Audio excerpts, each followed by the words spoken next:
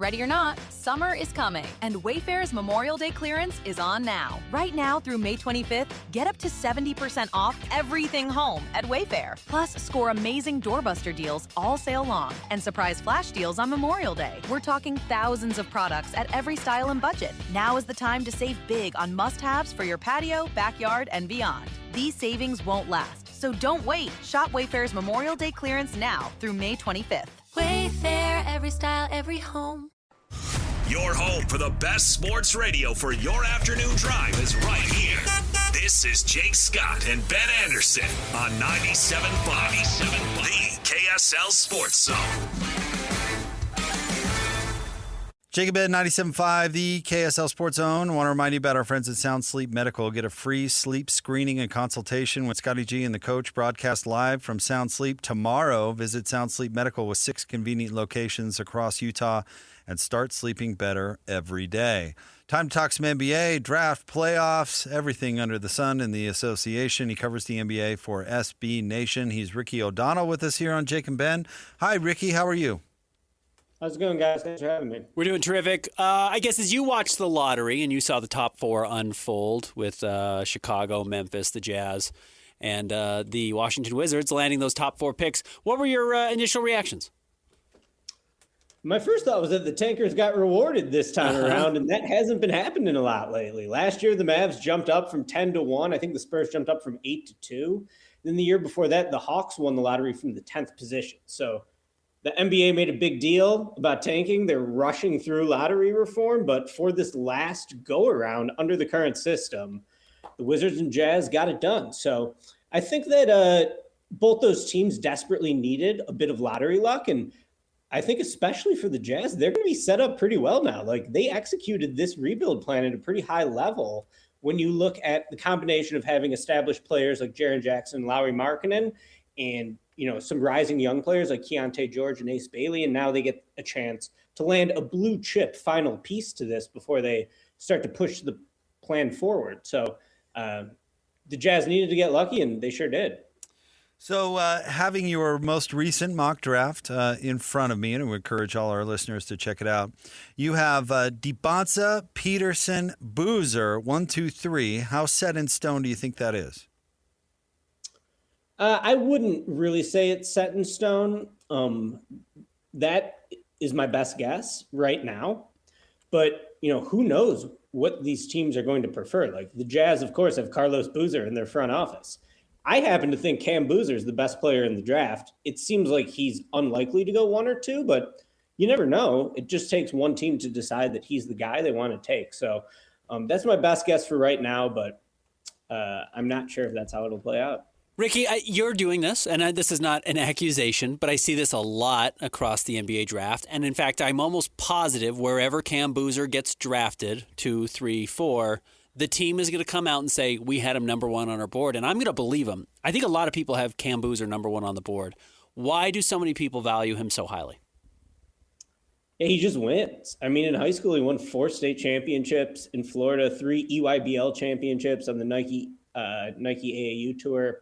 He won 2 gold medals at USA Basketball. So the guy is just always the best player on the team that wins the championship. I would say that is one point in his favor. And then, of course, this year, it took a miracle for Duke to get knocked out in the Elite Eight when Braylon Mullins hit that crazy shot to beat them. Duke lost 3 games the whole year by a combined 5 points. And I don't think their roster was that good. Really, it was Boozer being the best player in the country. He got 59 of 61 first-place votes for the Wooden Award to become the 5th freshman ever to win that.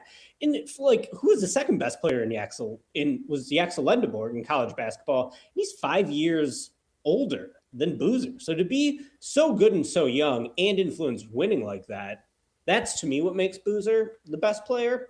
And I guess regular people will see his athletic limitations, but in the modern NBA, not all the great players are great athletes, like Jokic, not a good athlete. Luka, not a good athlete. Even Shea's not dunking on people's heads. He's good because he's skilled and he's huge. Steph Curry, not, known for his athletic ability really. So I think that Boozer just wins, and he wins at a high level. So that's why I like him. Looking at the draft as a whole, of course, we've heard the hype. I mean, it feels like for multiple years now with this particular group. Are you buying into the hype currently? Will this be a great draft class? I think the reason it's good is because of the top four. Like, there's a pretty big drop off after four, I think, in this class. And I'm here in Chicago. I know the Bulls are happy to land four. I'm sure the Jazz fans are thrilled to land in the top four out there. So I think that's why this is considered a good class. Like, the third and fourth picks this year, I think, are stronger than they are historically. And then also, man, this current NBA rookie class was so good too. And the top four picks, even the fifth pick, if you want to include Ace Bailey, were all really impressive as rookies. So I also think that that's played a little bit into the hype as well. So, Ricky, give us some context on where you think these top 3 or 4 players are compared to maybe where last year was before what we saw last season. Because, yes, VJ Edgecombe was incredible, and Con was better than anyone expected, and Dylan Harper's coming on. And, yeah, Ace was really good, and we know Cooper Flagg was historically good. So where do you think these 4 or 3 guys maybe would have slotted in last year's draft, or even compared to going back to like a Victor Wembanyama, Brandon Miller, Scoot Henderson draft? Yeah, like I think that AJ Dybantsa is a much better prospect than Brandon Miller or Ace Bailey. So I would say that he's immediately above those guys. Boozer and Flagg have been competing against each other their whole lives. Basically, Flagg was in this class. Imagine how strong this class would be with Cooper Flagg in it too. Flagg was always in this class, and then he reclassified to, only spent 3 years in high school, entered Duke at 17 years old. So I would put Flagg and Boozer on the same level. I always thought that I would give the advantage to Flagg because his defensive ceiling was just so much higher. But as he has taken on more shot creation ability in the NBA, and he's sort of been played more like a big wing instead of what I thought he was, which would be like a Sean Marion, Andre Kirilenko type of like all-world defender, I don't think his defense is that impressive anymore. Certainly he's got a higher defensive ceiling than Boozer, but I just haven't seen like all defense level effort out of him yet. So I think Flagg and Boozer are like right there with each other, and certainly Wemby on top of those guys. Wemby's the best prospect I've ever seen hit the NBA draft. In general, though, I would say that this group this year in the top 4 stacks up very well to the group last year. Like Edgecombe and Knipple were phenomenal, and Dylan Harper, like you said, has had some terrific flashes in the playoffs. But these guys are right there with them, and if they land in the right situations, they can have the same success. How do you calculate Peterson's bizarre cramping issue at Kansas? Does that factor in at all? Yeah, super weird because, I watched him score 58 points against AJ Dybantsa as seniors in high school. And when he did that, he looked like he was going to be the guy in this class. And that was when I was questioning myself having Boozer at 1 because Dybantsa just looked like he was the second coming of Kobe Bryant or something. But I think like soft tissue injuries are weird, and they're weird for fans to evaluate too. Like fans are accustomed to it being a torn ACL and you're going to be out for 9 months to a year, or a torn Achilles and you're going to be out for at least a year. Like the soft tissue injuries, there's like no timeline really on when you could come back. And I think that drives a lot of fans crazy. So I think that was part of it with Dybantsa. And then like I saw that ESPN report too, that he was just taking too much creatine and he wasn't having enough water. To me, that's like a little bit of a red flag. It's like, why wasn't he getting better advice, or, how did no one steer him in a better direction on that? I will say though, when Peterson played, he was putting up crazy scoring numbers. He was at like 45 points per 100 possessions for most of the year. So super productive on a permanent basis. And I thought his 3-point shooting was way better than advertised. He was looking like a legit movement shooter, running off screens, knocking down shots. I think he'd be a great fit for the Jazz next to Keontae George. It's like they need a bigger defensive guard next to him who can space the floor and hit threes. And Peterson can do that. And maybe he can be even way more than that if these soft tissue injuries heal and he can be back to himself, top self athletically. But, the thing I don't know, just watching the games and looking at the stats, is like, who is the person behind the player? And I think that that's where like the draft intel comes in. And that is a really key part of the process that like me and you just aren't going to have access to. So I think the evaluation on the court could still be very promising for Peterson. Not as good of a playmaker as I thought he'd be. Not sure if he's a point guard like he claims to be. He looks like more of a 2 guard to me, but you got to figure out, the person behind the player as well. There obviously is going to be some swing for these teams. They're taking a swing on somebody, hoping that they get that 1 out of 1 outcome with these players and they become a superstar. Of the 3, and let's even bring Caleb Wilson into this conversation, if any of these 4 players hits their absolute best case scenario, the way Shea has, the way Jokic has, who's the best player? Yeah, that's an interesting question. I guess it's Dybantsa because he has the best physical tools. But to me, Boozer is the highest chance of reaching his potential, if that makes sense, or has the best chance of hitting his ceiling.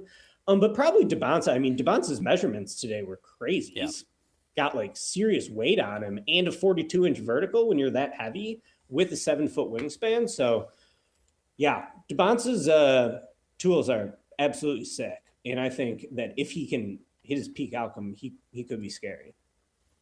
Do you have any thoughts in what the NBA is going to do or is reportedly going to do about tanking this offseason? Good ideas, bad ideas? Do you like what they're thinking about? My initial reaction was that I didn't like it because I think that like fan bases of bad teams, as someone here in Chicago, you need some hope every once in a while. And like, if you're the worst team in the league and now you're going to fall to the 12th pick, it's like, man, what are you really selling your fans? You're not selling them wins or hope. So, and I also think that rebuilding is just a healthy, natural part of the NBA life cycle. How about that too? Like, I wasn't sure if I thought the tanking problem was a little overblown personally, because like, you know, it's cool that the Pistons built their team organically and now they're a 60-win team and they're probably going to be competing deep into the playoffs every year. It doesn't mean they, you know, trick their way into a championship or whatever, but they set up a sustainable core for what should be long-term success. We'll see. And then obviously same thing with the Spurs after getting Wemby and even the Timberwolves. The Timberwolves were a horrible organization. They missed the playoffs 15 years in a row. And now they've been in the Western Conference Finals in consecutive years. They're back in the second round. They're winning series after they get Anthony Edwards with the number 1 overall pick. So the current reform that appears like it's going to pass, it's kind of wild. It seems like it just randomizes the draft order. So like it really makes getting lucky even more important than it is now because you can't game the system at all. But we'll see how it plays out. I mean, I'm open-minded to it. Certainly I didn't like, there were some ugly moments with tanking, no doubt, and it gave the NBA some bad PR. So I'm not shocked to see them push something through so quickly. And I'm a little skeptical of this, but they got an opt-out before 2030. So I think, you know, it'll be a short-term look at what this system could look like. Along those lines, you know, it was the Jazz took a real flyer last year on Ace Bailey. They'd never had him in for a workout. You know, obviously they'd seen him a ton at Rutgers, but the intel was not great, just like everybody didn't have, you know, particularly great intel on him. But they could do that because they knew this year they could tank again and finish with a bottom 4 record and have a very good chance of A, holding on to their pick and maybe even winning and getting the number 2 overall pick. And it happened. And it made last year's pick totally justifiable, and it just also happened to work out.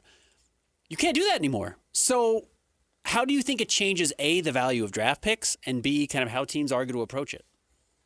Yeah, well, why were the Jazz in that situation? Because they traded Rudy Gobert and Donovan Mitchell. So, like, maybe you don't go down that path. Yeah. And maybe you, like, retain some players for a longer period if you no longer feel like there's a get-rich-quick scheme at the end of the rainbow on the other side of the rebuild. So I think it's going to just, like, totally change teams' decision-making. Like, for example, someone here in Chicago, like, when the Bulls traded Alex Caruso for Josh Giddey, I was like, this is crazy because they're never going to get a bite at one of the premium talents in these, you know, next couple drafts.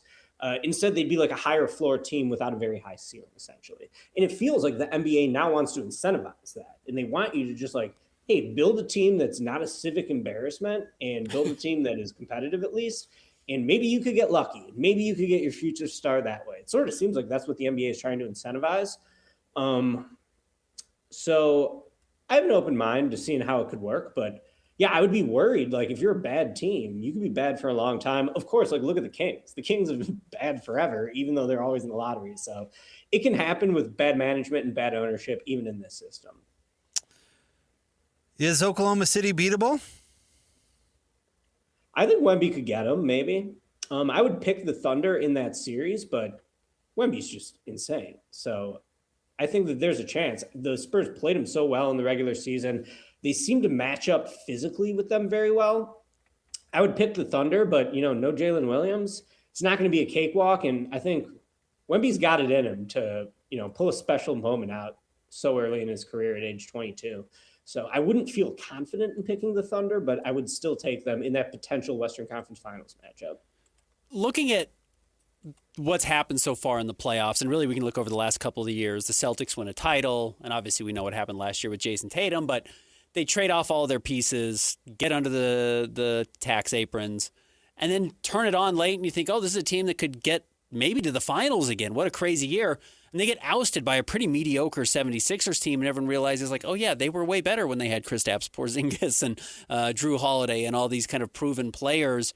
But they did have to trade off their pieces to get under the tax aprons because they're so punitive. Is that the reality of what Oklahoma City is about to be facing in every team that reaches the mountaintop? Yeah, absolutely. And that's what the league wants. And, in a lot of ways, the league has sort of killed free agency. Like, who's been the last big free agent to change teams? It was like Kawhi in 2019. With this CBA, stars don't really change hands in free agency, but maybe one way to stock, bad teams with better players is to let some young guys actually change teams in restricted free agency because the CBA is going to be so punitive, like you said. So, yeah, look at the Nuggets this year. They got a decision to make on Peyton Watson. Are they going to trade away like Cam Johnson or Christian Brown to try to hook up Peyton Watson? Who's going to want those guys? So I think this is how it's going to be. And the Thunder are probably going to lose Isaiah Hartenstein. Like, they might lose Lou Dort. So it's going to be a different team. But, of course, they got a lottery pick this year. They got another first-round pick. The talent pipeline keeps coming for the Thunder. So they're going to be tough to beat. I believe that LeBron will play next year because I think he does want the retirement tour. The question is where? Where do you think LeBron James plays next year? And maybe you do think he's retiring. I'd be curious to hear your thoughts. No, I totally agree with you. LeBron likes attention a little bit too much to not do a retirement tour. So I think if he's going to play next year, and I think it would be great in Cleveland. Why not? Like, go back for the third time. They got a veteran team there, obviously, like James Harden. I believe they could bring him back. You got Evan Mobley, Jared Allen, and of course Donovan Mitchell. So I would like the idea of LeBron on that team. I wonder if he would take a pay cut to go there. He hasn't really taken, a significant pay cut like that. And on the open market, he'd still be worth more. So that would be interesting. I would say Cleveland is my preferred LeBron destination, but I also think it'd be cool to see him on the Knicks if he wanted to go to the Knicks. Like, I remember in 2010, there was, so much hype that LeBron could go to the Knicks or to the Bulls. He ends up going to Miami, but I always thought it'd be sweet to see LeBron in Madison Square Garden. So I think that'd be another good option for him if he's willing to take a pay cut. Where does Giannis end up? Great question. I don't know. I guess Miami. Miami seems like they're the most desperate for him because they're just not escaping the middle. And I guess now being in the middle isn't so bad. You could still maybe get lucky in the lottery if this new reform passes through. But I think Miami just needs some hope. Like, Pat Riley's always chasing stars, and Giannis is someone out there who, like, doesn't seem like he's going to go for as much as, like, Gobert went for or even Mikal Bridges went for. So, like, they could potentially make a competitive offer. I think the Blazers could get in the mix too because they made the playoffs this year. They seem to, like, want to win. They also have a very cheap new owner, so we'll see how that plays into it. But I wouldn't be shocked if he wants to, make a splash and go get Giannis. You're there in the Windy City. What do you think about Chicago's reboot? Yeah, well, the Bulls have been a deeply pathetic franchise for the last 9 years. They have the fourth worst cumulative record in the NBA. Arturas Karnisovas was running this team into the ground straight up. So he got fired. That's awesome. Good decision by Bulls ownership. One of the first times in my life that I will praise them, but they made the correct decision to fire Arturas. And thankfully, Arturas got fired before he made a panic trade to try to save his job. So the Bulls still have all their future assets. They got the most cap space in the league because they don't have any good players. So they have plenty of cap space this year. 2 top 15 picks. So I think there's a little bit of optimism right now. Moving into 4, probably going to be Caleb Wilson. I think he's the 4th best player in this draft. But, like, why is this class considered good? I think it's because the top 4 is really good. And Caleb Wilson is probably better than, the 4th pick in most years. I don't know if he'll be better than Colin Cowherd, but there's been some good number 4 overall picks in recent years. And Caleb Wilson, I think, can follow into that trend. And then at 15, you just finally get that pick from the Lauri Markkanen deal and you get it in a good draft and at the absolute highest pick you could have landed, number 15 for a lottery protected pick. So I'm excited to see how new GM Bryson Graham approaches this rebuild. And he seems to be self-aware that the Bulls are pretty far away. It's not going to happen overnight, which I think is the correct takeaway from the situation. So I'm excited to see what he can do. Ricky, for the draft nerds in general, who is a name that's going to surprise everybody being drafted way higher than they think? That's a good question. What about Adai Mara from Michigan? I was around Michigan for March Madness. I had a credential to the Big Ten tournament, the Sweet 16 and the Elite Eight in Chicago, and then the Final Four national title in Indy. Talked to Mara throughout the process, and he was just so impressive on that run. I think he helped himself more than any other player in March Madness. Also, a lot of these supersized centers have performed pretty well in the NBA. Like Zach Edey's awesome when he's healthy, and Donovan Clingan had a pretty good season this year too for Portland. So just to be 7'3" with a 7'7" wingspan, like there's only so many of those guys in the world.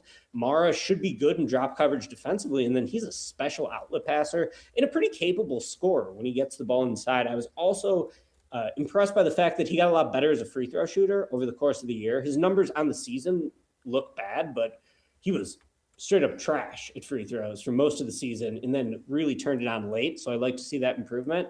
I love Mara. I'm going to predict he goes 5 to the Clippers. I didn't have that in my mock draft, but Keaton Wagler and his T-Rex arms the other day is not going to win too many people over. So I'm going to go Mara to the Clippers at 5. Ricky O'Donnell makes the magic happen for SB Nation, covering the NBA. Ricky, a real pleasure to have you on the show. Thank you very much. Thanks, Ricky. Thanks for having me, guys. No, thank you. There you go. Good stuff all the way across the board. Yeah, I mean, that's going to be a lot of the conversation you hear around the draft, which is, AJ's measurables and production already are so incredible. And Darren was the favorite coming out of high school, and Cam Boozer does nothing but win. So how do you pick between those three? And the truth is, you're not getting a bad player. Whoever you pick is going to be really good. I mean, I think they are really good prospects. Now, what they turn into, nobody knows. Again, Andrew Wiggins was supposed to be a superstar. Jabari Parker barely made it in the NBA. He was really a pretty rotten player. I was going to say, did he? Yeah, he's a pretty rotten player in the NBA. Like, didn't really ever find anything, despite the fact that he had a really good freshman season at Duke. Well, there's the example of no heart. Yeah, there's the example of you can have all the capability in the world. If you don't have the heart to put into it, you're not going to go anywhere. Speaking of the Bulls, didn't he get drafted by the Bulls? Or did he go to Milwaukee? Oh, it's Milwaukee. You're right. Yeah. So, no, you're right. Yeah, you've got the prospect is one thing. The performance once you get to the NBA is totally different, and then total difference, and we'll see what happens with all of these three players. But as far as the value of these prospects go, I don't know if you can go wrong. But you've got to figure out who you think once they're in your roster, wearing your jersey, is gonna get the most out of their ability. Ricky's got a mock draft up at sbnation.com, and he's got the Jazz slotted to take Darren Peters. So we'll see. The Wizards GM did say some very rosy things about AJ Dybantsa, Ben. They're both from Massachusetts, so I mean, can't go wrong. That basically means they're taking him. Yeah, obviously. Stay tuned. We'll have more Jake and Ben coming up next. 97.5, the KSL Sports Zone. All systems go. This is Jake Scott and Ben Anderson. Now, every day from 2 to 6 on 97.5, the KSL Sports Zone. Jake and Ben, 97.5, the KSL Sports Zone. Join Scotty G and the coach coming up on Friday from 11 to 2 at Tim Daly Mazda, 10785 South Automall Drive. Down there in Sandy. It is Tuesday, and we've been doing Hot Take Tuesday at this time. Ben, you have some hot takes loaded and ready to go? Let me pull up my my hot takes. Okay, I've got one for you. It's a little in line with what's going on right now. I don't know what the answer is. I don't care what the answer is. MJ versus LeBron is the most boring sports debate. That's been going on now for 10 years and is going to go on for another 20 or 30. I hate this take. I hate the argument about it. I don't really care. They're two completely different players with two totally different success rates. I would probably lean towards Michael, but I don't care. I couldn't care less, and it is the go-to fallback, who's better.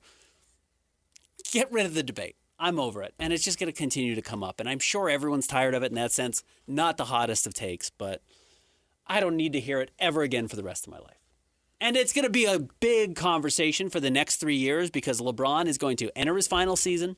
He's going to retire, and then we're going to get a year removed from him where we kind of get a retrospective on who he is.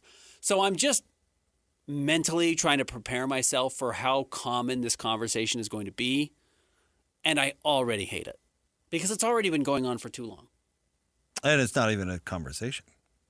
But Ben, who is, here you go, hot take. Jake Scott and Jim Nantz are the two greatest broadcasters in Utah sports history. And let's debate about it. Yeah. I mean, You've been here for 20 years. I've been here for 20 years, and I've been doing a great job every single day. You have way more Twitter followers than Jim Nantz did when he was in Utah. Absolutely. No question. I think really it's the conversation of the sports media landscape here in Utah. Really, everybody's talking about it. A lot of people are putting me ahead, honestly. Sure. Look at the numbers. Please. I'm totally with you. It's the stupidest conversation ever. I don't even know if LeBron's in my top 5, but somehow LeBron talks himself into these conversations, and all his stupid mouthpieces like Nick Wright and what's his Bozo McMiniman and all these people that supposedly have credibility that just go out to sell LeBron's wares is so annoying and so obnoxious. It just goes to show you can talk yourself into anything. I would be open to the conversation that Michael maybe isn't even the GOAT. Yeah, I think that's fair. But it certainly ain't LeBron.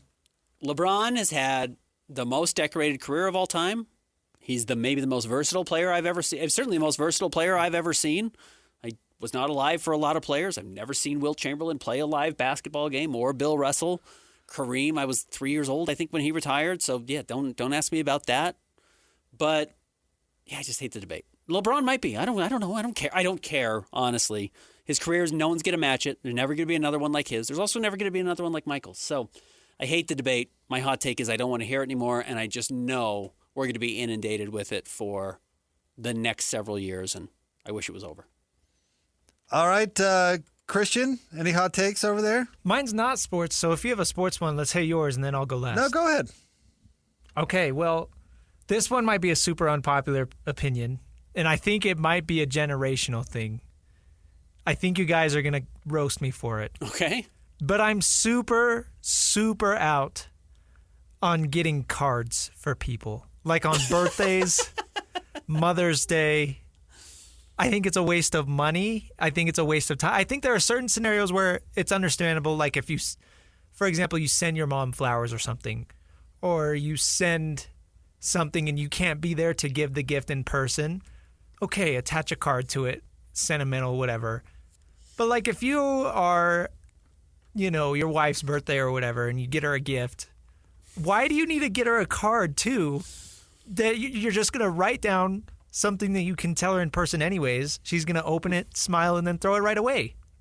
Hallmark needs to make money, Christian. That's your answer. I actually have a different answer, but do you want to combat what he's saying, or do you not have anything to push back on? I sometimes like the card because it sums up a nice sentiment. I think a gift should include some sort of nice sentiment. Now, I do think the card thing is a little out of hand. So here's where cards come into play, and I'm going to tell you it is actually a matter of finances, and it's not a point where anyone would expect you to be in yet, because Christian, you're 26 years old. You and your wife have a newborn. Your wife has a good career job, but like it's still, even in her line, is just starting. 15 years from now, conceivably, she'll be making more money. Likewise with you, 15 years from now, you'll be 40 years old. Ideally, you're like making career money and things are fine. Along those lines, your friends will also be in that same spot, or your loved ones or whoever. Now, ideally, by the time you're 40 years old, you can afford a certain lifestyle that you're happy with, and gifts that you buy for somebody is like, hey, we really needed this. This is a nice gift to give somebody. Don't really have that much value, because you reach a certain point where if you need something, you just go buy it. You have enough money to just buy whatever that thing is, which honestly, at your point in your life, you cannot do. But once you're 40, I can't go give my friend who's a lawyer and his wife's a doctor a good gift. To give them a good gift, I'd have to buy them a Mercedes. Well, I'm not going to do that for them. And honestly, they could probably do it themselves. So actually, the best thing I could do is write them a card and be like, you have meant this to me, and I've known you since I was 14 years old, and this is why I love you, and this is why I'm proud of your development as a person. And that might actually mean something to that person. Whereas when he was 16, if I gave him NBA 2K4, we were like, whoa, this is the best friend anyone's ever had. That's where I do think cards develop more value the more money people have because it's not fungible. If I'm using that word right, which I probably am not because I don't know what a fungible token is or is not. But it has something that money actually cannot buy. But you know what? Right now in your life, Christian, money matters more than sentiment to you because you guys are in survival mode because you have a newborn. I just hate the whole, going through cards on your birthday. Sure. You got to you read it, you say, nice, that's cool, thanks, and then just throw it away. Could have saved yourself $5. How long do you save a card? That's a big one. That's what I'm saying. I don't save cards. Yeah, we still have some Christmas cards around. It's like, it's May. Probably got to toss them. All right, I have 2 hot takes for you. Okay. 1, Rob Pelinka is hiring his own replacement. Okay. So Pelinka gave he and JJ Redick did a press conference today. And Pelinka made the announcement that the organization is currently in the interview process for 2 assistant general managers. One assistant general manager will work in, quote, player draft and evaluation process, according to Pelinka, which will include pro scouting, draft scouting, and player development. The other assistant general manager will be more on the strategy side, which entails cap analytics and data. One of these 2 bozos is going to replace Pelinka, right? He's hiring his replacement. Yes. Like, I don't think Pelinka, with the new ownership, in all seriousness, is not going to be the general manager of the Lakers for much longer. And so I kind of think he's hiring his replacement. Agreed. His legacy is the LeBron trade, even though he did take advantage of Nico Harrison and bring in Luka. But somebody else is going to be tasked with winning with Luka the way Rob was tasked with winning with LeBron. They didn't trade for LeBron. He just signed as a free agent, right? He did. But bringing the LeBron era is Rob Pelinka's run. And I think you're right. You get new ownership. They want to bring in their people.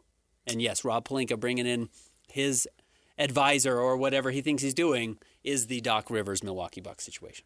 All right. Now, my second one, you've got to bear with me for a second. Okay.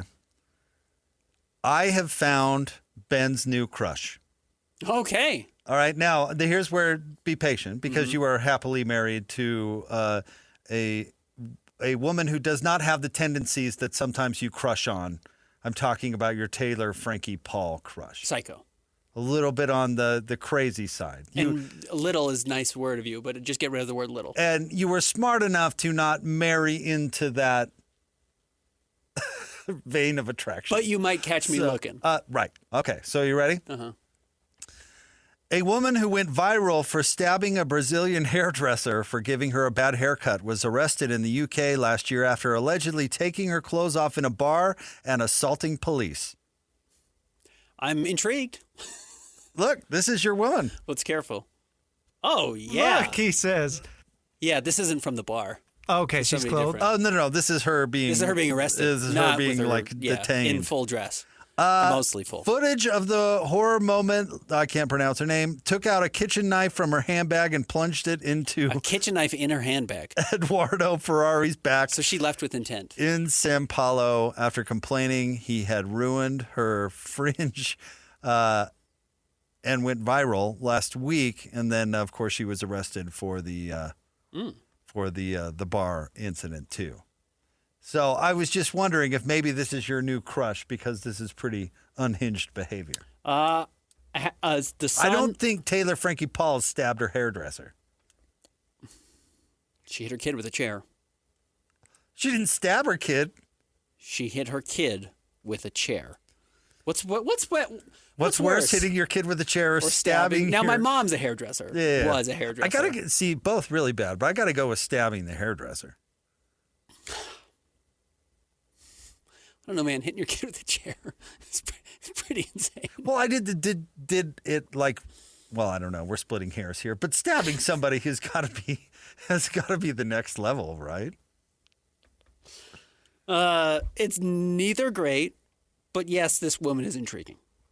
Yeah, that's what I'm saying. I think I found your next crush. But I think she wouldn't get along with my mom because if my mom gives her a bad haircut, my mom's life is in danger.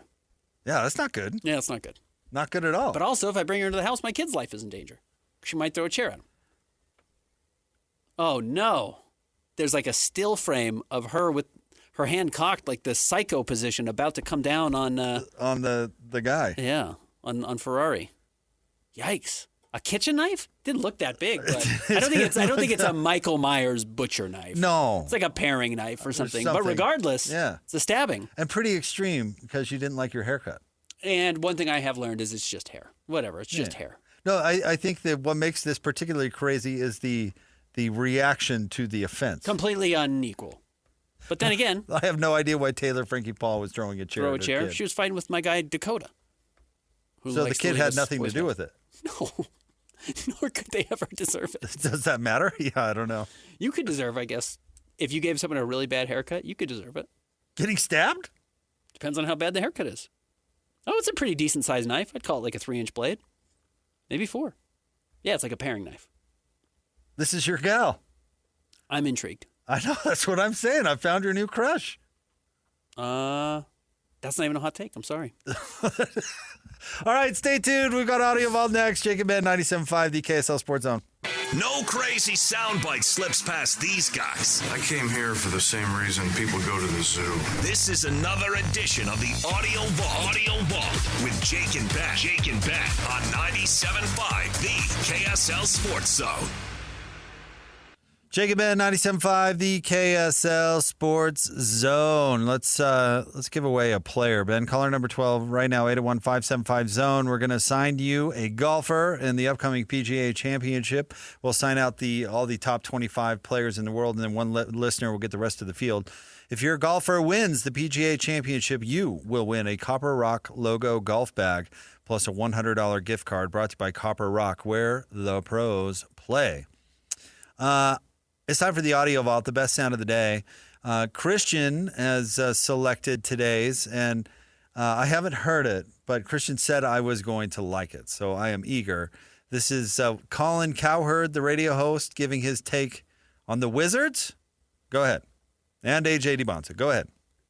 So AJ Dybantsa, probably the number one pick. It's interesting is that when Wemby came to the Spurs or Ant to the T-Wolves or Cooper Flagg to the Dallas Mavericks, they were kind of the centerpiece of everything. AJ Dybantsa is going to go to the Wizards, presumably, and he's going to play with Trae Young, who's hard to play with, who takes 20 shots a game and can clog up the offense. So AJ Dybantsa, who is not a catch-and-shoot guy, is going to get the ball late in the possession. I'll give you an example. I love Tyrese Maxey of Philadelphia. When he came into the league, first couple of years, he played with James Harden. James Harden stunted his growth. The minute James Harden exited, Maxey averaged 26 a game and was an all-star. Never forget when Trae Young left Atlanta. Who exploded? Jalen Johnson, all-star. So Dybantsa is a really good player. What he's not is a catch-and-shoot guy. The thing he has to work on is his shot. He is a creator and an innovator. He needs the ball in his hands a lot. And you're not going to have the ball in your hands a lot with Trae Young, who just clogs up an offense. Now, Trae Young also doesn't play defense, kind of hard to play with. So Dybantsa is fascinating. Darren Peterson has played Dybantsa multiple times if you go back to like AAU, and Peterson's gotten the better of him. But with Peterson, you worry about the cramps, a little bit of a mental block with being healthy, was a little inconsistent. Also, Peterson plays completely in a silo. He doesn't elevate anybody else, whereas Dybantsa, although he's a great scorer and creator, can get others involved. So it's interesting because people could say, well, James Harden and Trae Young have a lot of assists. Don't conflate assist numbers with being fun to play with. Right? That don't confuse somebody who gives a lot of gifts to being somebody you always want to hang out with, right? And so my take on Washington and Dybantsa will get frustrated very quickly. You know, people confuse great defense and steals. That often means you're taking big risks and you're not in position. You're not a good team defender. You're just trying to get steals and dunks. It's the same with assists. James Harden can dominate the ball, give you the ball with 2.5 on the shot clock, and somebody hits a jumper and you're like, oh, it's great to play with. Trae Young's hard to play with. Trae Young's not a bad guy, but he doesn't defend. He shoots 19, 20 shots a game, and he has the ball a lot. Look, if I'm a number one overall pick, let's say I'm AJ Dybantsa, and I know I'm going to have a ton of power and leverage coming into an organization. Honestly, I would want Washington to start rebuilding something entirely. I would want them to start over entirely. In fact, I think there's a real argument that Cam Boozer is the best fit with Washington. Now, as I've said, don't draft for fit in the top 3, especially of a very good draft, and this is a very good draft, so you shouldn't be worrying about fit at all. Actually, the fact that Trae Young's a good passer and Cam Boozer is a good passer could give Washington a little bit of an identity. But if I'm AJ Dybantsa or Darren Peterson and I'm going number 1 overall, I am asking you to get rid of Trae Young. And I know that's crazy, and I'm actually asking my agent to do it because I don't want to be viewed as a bad guy. But, yeah, you got to start over. You can't have Trae's very well-established thing that he's not going to change because it's made him $150 million as an NBA player. He's not going to change his stripes. This is who Trae Young is, and he's going to want to keep doing this. I don't want that to be what my entire future is based on. Yeah, I agree with you. They're not going to do that. They just traded for Trae Young. Washington is dumb. They are. But dumb. I agree with what's his name? Old Cowherd. Yeah. His Maxey James Harden thing was super interesting. I would absolutely buy into that. At one point, Ben, and sometimes I feel like I'm a broken record, but at what point are we going to realize that these guards that have the ball in their hand the whole game, that it's just not real? Like people will tell you that Ben Simmons forgot how to play basketball. Ben Simmons was never good, but he was given the ball the whole game, every game. So you look at his stats, you go, "Oh, this Ben Simmons is great." His team never went anywhere. LaMelo Ball's the same way. Trae Young, all these guys, we look at even Tyrese Maxey, honestly, a little bit. But we look at this stuff and go, my Lanta, Ben, because we're all like I was when I was 10, where I ran to the end of the driveway to grab the newspaper so I could come in and look at the box score. And then I go, oh, look at what Kevin Johnson did last night. Man, that guy is terrific.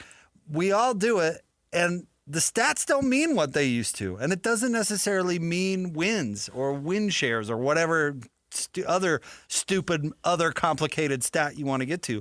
Trae Young sucks. He should be the 7th or 8th player on a team if he's in the stinking league at all. But as soon as he got into the league, Atlanta gave him the ball the whole game, and you're going, wow, this guy is great.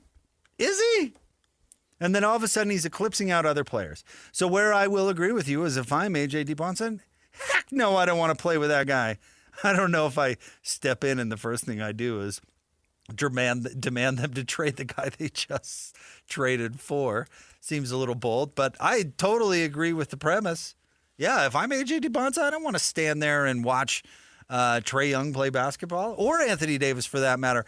And I thought when we talked about it earlier, how Darren Peterson is throwing out there that he wants to be a point guard. I think that 100% is a message to Washington. I don't want to go in there and watch Trae Young play basketball. Heck no. Yep. Is Trae Young the worst player that could also totally drown out a top 3 pick in a draft like this? Is he the type of player that will drown out a top 3 pick? Is he the worst player that could do it? Because, No. Well, maybe. But I really don't think a lot of Trae Young. No, that's exactly what I'm saying. Is he the worst player that because of the way he plays is going to be so domineering that it's going to overshadow whatever your number 1 guy does? Because he does want the ball so much. It might be Ja. Ja could be. Could be LaMelo. Could be Ja's LaMelo. hard because you don't even know if he's going to be on the team. Sure, you don't know if he's going to be on the team. And I don't mean specifically in this draft. I don't mean this draft. I mean period. No, I hear you. I'm trying to think. I'm racking my brain. Here's the thing. Luka, if you gave him a top 3 pick, it's still going to be Luka's team regardless. It's Luka, But Luka's better than Trae Young. And no one's debating that. He's way better than Trae Young. So he doesn't qualify in that conversation. But teams will let Trae Young clearly do this Trae Young thing. The bad news is the Wizards just traded for him. I know they didn't pay a lot for him. They gave up almost nothing, CJ McCollum and whatever. It doesn't really matter. He was their plan. But was their plan. Yeah. Their plan was Trae Young and Anthony Davis and for whatever reason. And this pick. Because they were taking the whole time to get this pick. And Alex Len. So Alex Len is part of their future too. I just don't know what Washington's really thinking there. And I would hope that, yes, if my agent said, if you're going to draft him, we cannot be trying to you can't be asking me to fit around Trae Young. Full stop. End of story. So if that's the case, don't draft him. Don't draft my guy. I mean it. That's what they're going to do. This is Washington. There was one team that was willing to trade for Trae Young. There was one team. The Wizards. Nobody wanted him. There was one team that was going to enable Gilbert Arenas to act like a crazy person and bring guns on the plane and into the locker room. Or let Bradley Beal do Bradley Beal things. And then pay him a supermax. Yep. One team. Yep. It's a bad sign. So, yeah, I mean, sane basketball aficionado Ben Anderson thinks that. Moron Washington Wizards, I bet, don't. And Peterson will say, "God, don't take me," and then they're going to take him. And actually, that would be, and we haven't gotten to this part, maybe we can get to it later, but that would be terrible for him. If you're looking at a person, you're worried about their habits? How do you want to put that? What are you worried about with Peterson in the sandbagging games? What's a good word that sums that up? Effort? I don't know. Entitlement? Any of that stuff. You're worried about his pulling in the right direction. Buy-in. Yeah, that's probably it. The Wizards are not the place to go to fix that. No. Just like New Orleans was a terrible place for Zion to go, Yes. the Wizards would be a terrible place for Darren Peterson to go if that is indeed an issue. Yeah. They won't fix it. No, they'll let him do whatever he wants. Whatever he wants. Yeah. And I don't think the Jazz would do that, honestly. Clippers were a bad spot for Kawhi to land. Yes. Because they enabled him to lean into his lesser They interests. let him do whatever he wants. Yeah. Including bend the rules to pay him, which is what he wanted in Toronto and what he got in L.A. Mm-hmm. Again, the evidence for all this has been around for a long time. In fact, the Clippers got fined for tampering with Kawhi. So, yes, I agree with you. The Clippers were the worst possible spot for that guy. Yeah, and I don't want to totally disqualify players from making their own good decisions and being able to overcome bad organizations. I think they can. You're the right person. You can do it. But, there are a lot of people who didn't want Ace Bailey to go to certain teams last year because they worried that they would let him lean into take whatever shot you want and don't try elsewhere. And the Jazz didn't allow that to happen, and he was a much better player at the end of his rookie year than the beginning. This is funny. Maybe we get into this in the 5 o'clock hour. Robert Griffin III just tweeted, I guess this was a while ago. He says, if this is it for LeBron James, we should all say thank you. What a career. Bob, this isn't it for LeBron James. Yeah, it's not a chance. Stay tuned. More Jake and Ben live at 5 next. 97.5 the KSL Sports Zone.